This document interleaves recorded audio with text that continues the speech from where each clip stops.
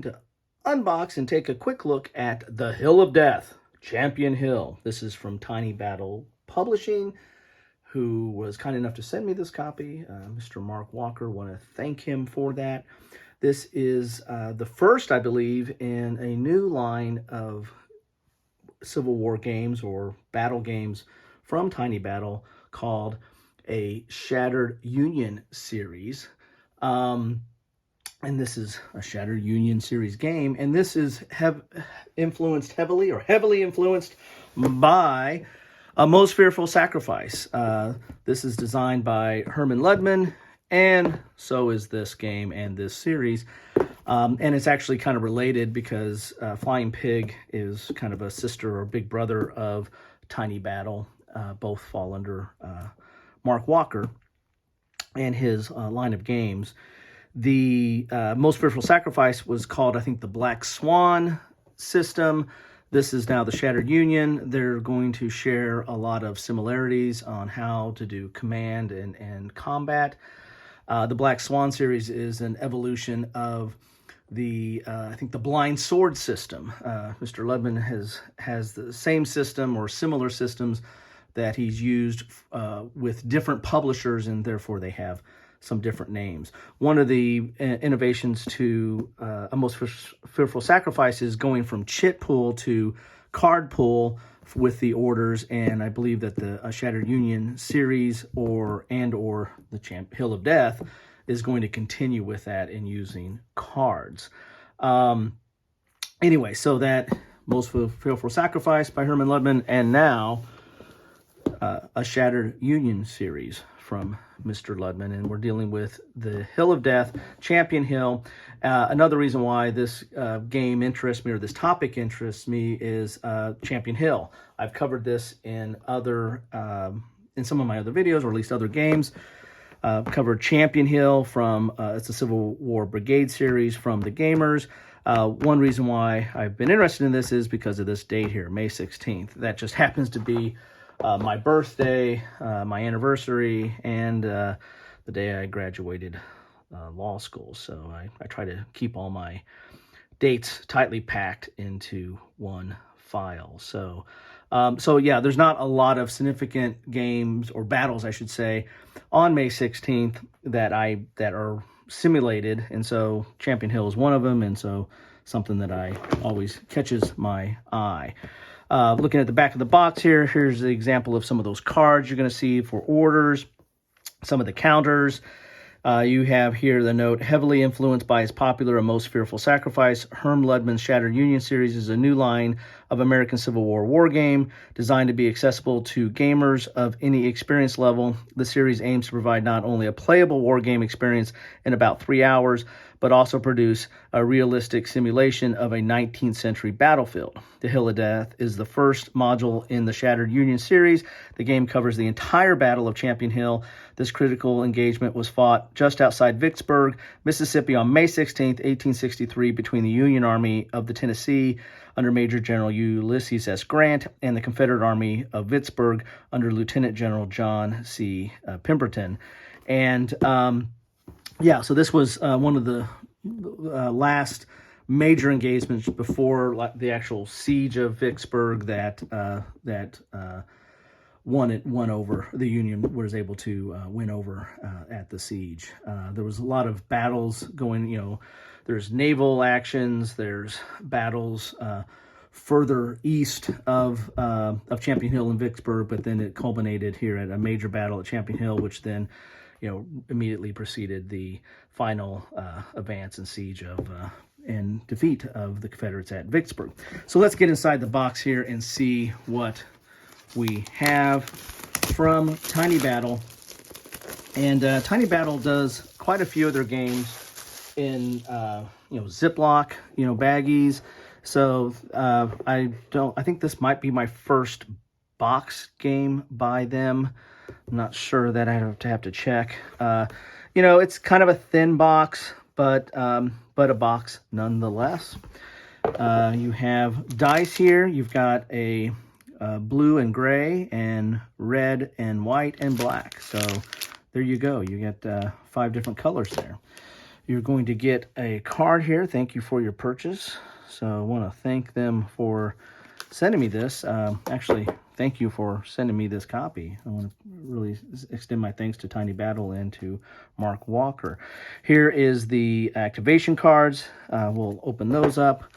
Here are the counters, which are zip-locked. Here is the map. And then a combat results chart. Wow, that's pretty thick there. That's kind of nice. And then the rules, and then the series rule book. So let's take a look there. A little bit of popping up there, but that's okay. Let's take a look at the rules here. This is the Shattered Union series rule book. So this is for the entire series, and this is probably just the rules specific to the Hill of Death, Champion Hill. So we've got dual column color and notes. So there's highlighted areas that talk about some notes probably, or some important things to consider. And there's also some things in red, or notations in red, probably to remind you of a special importance of the rule. Sequence of play. And again, you have, it's dual column. And again, this game is, it's really does an interesting job of simulating command by drawing these cards. And these cards are going to tell you who you can activate for that turn, as far as what units are underneath that commander. And it might not be a full activation. You might end up having, less than optimal choices sometimes here. Yeah, this is telling you what they have there. I think I think there was a chance in the most fearful sacrifice that there was an extra randomization to that. I have to go back and look at that. And I will put links to some of my coverage of a most fearful sacrifice in the description of this as well. You get to here's combat, here's movement, here's close combat step, because you've moved to the combat. Then you got your end phase, and then skedaddle. That's their retreat term. I kind of like that. When units have to kind of move away or retreat. Broken units, regroup, and victory termination. So this is your general rules. Command, movement, combat, and results right there. Then you have your series specific, or the game specific rules, the Hill of Death. And this is, looks like it's 11 pages, but you've got optional units on page. So really 10 pages of rules here. It's talking about the game components. So these are the components that are specific to Hill of Death. The command decision phase, anything that might be different here than what might be different from the general series, because there might be some specific cards or leaders that have different activations. Your activation phase, fire, combat looks pretty much the same. Movement, you've got some difference in movements, probably some of the different terrain possibly, like you've got clear and farm, cornfield, woods, so that might be something different than the standard rules. Close combat, victory determination, then you have scenarios in here. So not a lot of new rules. Looks like there's probably 8 pages. And then you've got scenarios here, the Bloody Hill, the road to Vicksburg, and that might be it. That might be, and then optional units. So you've got some scenarios in here as well. As the back of the box says, you can do the entire battle of Champion Hill. So interesting aspect there. Let's take a look at the map here. It's it's typical map paper. It's a little thicker. It's got a little bit of a finish to it, or shine to it there. And let's pop up a little bit and see what we have here. Sorry for the glare, but you've got your roads here. You got Jackson Creek, and you have there's that Champion Hill right there. Let's take a look at that. Yeah, there's Champion Hill right there. So kind of in the northern part of the map towards the middle here. So you've got a high ridge with wooded and then a Champion Hill right there. So there you have it. That's the map. You've got some turn tracks up there as well. You've got this player aid, which is thick paper, good stock there. You have your combat's results table, and then all these other are depending upon, the type of units and the combat differential and the like there. So this looks, if all these different colors, you might say, well, golly, that's a lot of color there. If you're familiar with most Fearful Sacrifice, or take a look at some of my videos on that, this looks very, very similar. I don't know if it's identical, but it looks very, very similar to the same kind of charts and how you did combat in Most Fearful Sacrifice. So that's kind of a common thing in the system there. And then you've got your player aid of sequence of play, command decision phase, held formation, immediate event, fire combat step, movement step, and close combat step. Skedaddle, broken units, and regroup. So you've got, once you're familiar with the rules, which are not that extensive anyway, you'll probably be living off this player aid with its notations there, and then living off this combat results table. Now let's take a look at the counters here, and I imagine some of these might be coming off the counter sheet, because if they have them in a bag there. And these are typical tiny battle type counters. They always, I feel like there's kind of like a sticker on them, the way that they're superimposed and then cut. And so you've got side nibs on there, if you can tell, at the top and bottom. I don't find these to be that unsightly, so I haven't clipped these, but this might be something that you might want to clip. But with those side nibs, don't know if that's something you really are going to enjoy doing or not. They're two-sided there. And so there's like some of your Union soldiers. Then you have your Confederate, which is kind of a gray, but kind of a washed gray a little bit there. Almost has a little bit of some brown tones in it. I don't know if that's the banner just coming out there. But there's your Confederate soldiers. And then you've got some administrative markers here, for shaken, to keep track of modifiers on them, VP location to, do that for a setup, I imagine, in the scenario. So you got some administrative markers there as well. Then you've shaken on one side, disrupted on the other there. So there are your counters. And then you get to the heart of the game, so to speak, is the command structure. And, games of, well, a lot of war games, right? But especially, anytime, from the beginning of time, like Ancients to Medieval to gunpowder to Civil War. I mean, command is very important, and how you're commanding large number of troops, and how you have your formations, and how the different armies are formed, and their command structure. And so, a lot of what war games do is try to simulate that, and try to simulate how do you do commands. And this system, whether it's Blind Swords, Black Swans, Shattered Union, whatever you want to call it, it does it through chits in some of those earlier games, and now cards, where you'll draw from a deck of who's available for that scenario, and then this is how you get to activate. This activates one brigade, but then there might be some additional modifiers here based on the situation. This one you roll, that was that randomization I was thinking of. You roll, activate one unit, and then or activate one brigade. And this is kind of what its limitations are for that unit. This is the overall commander, the CIC activation, which is a commander in charge maybe, or something that's like your overall commander. This is Pemberton, and then of course you'll have Grant for the Union.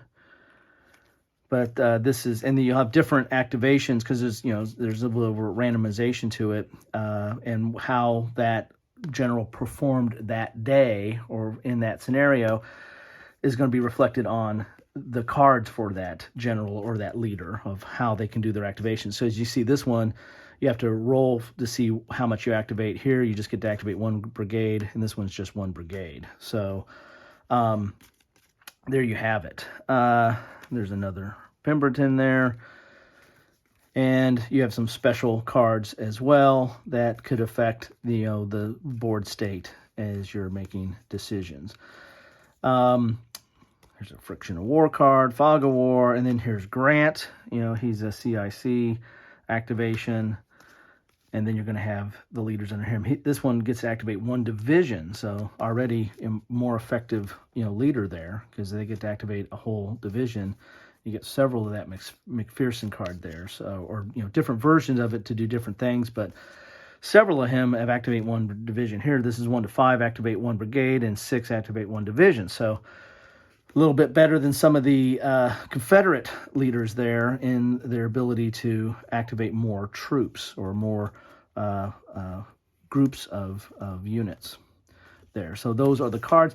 They're good thickness. I mean, this is Tiny Battle is just that. It's kind of a tiny company. It's not. I don't know how it is in relation to a Flying Pig, but I think both of those companies are not the monoliths of what you see with let's say GMT or Compass or some of the bigger publishers.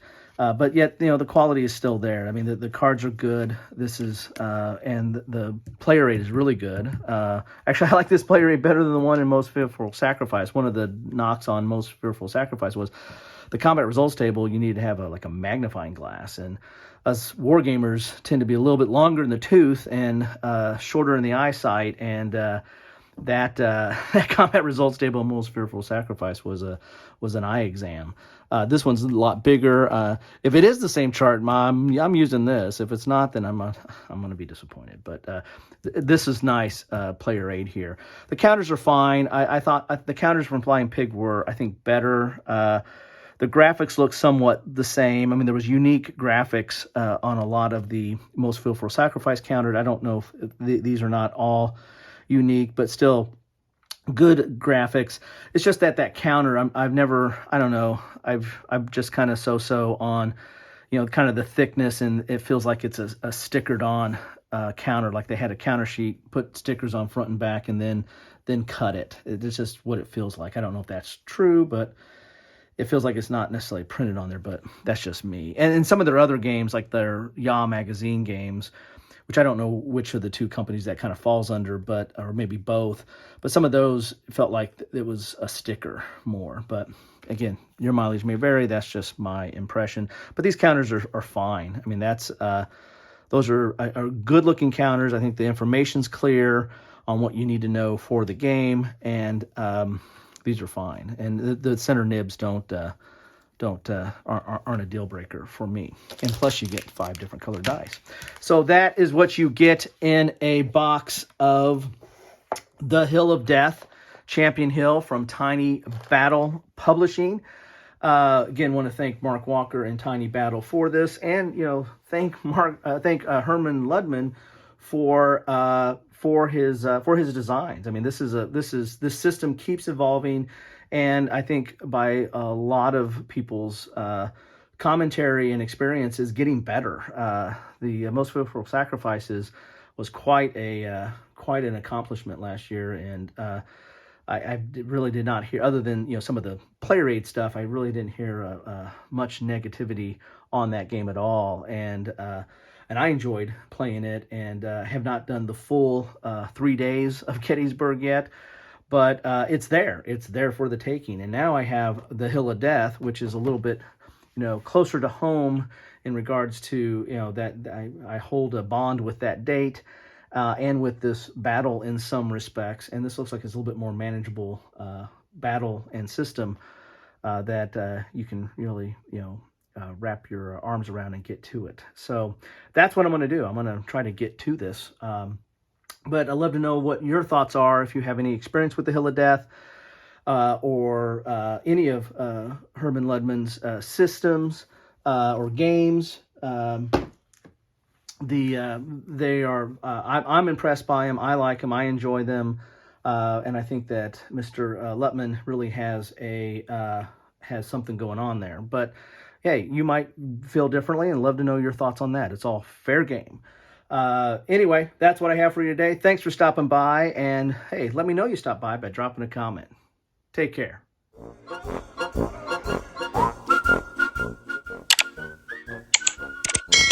Thanks for watching.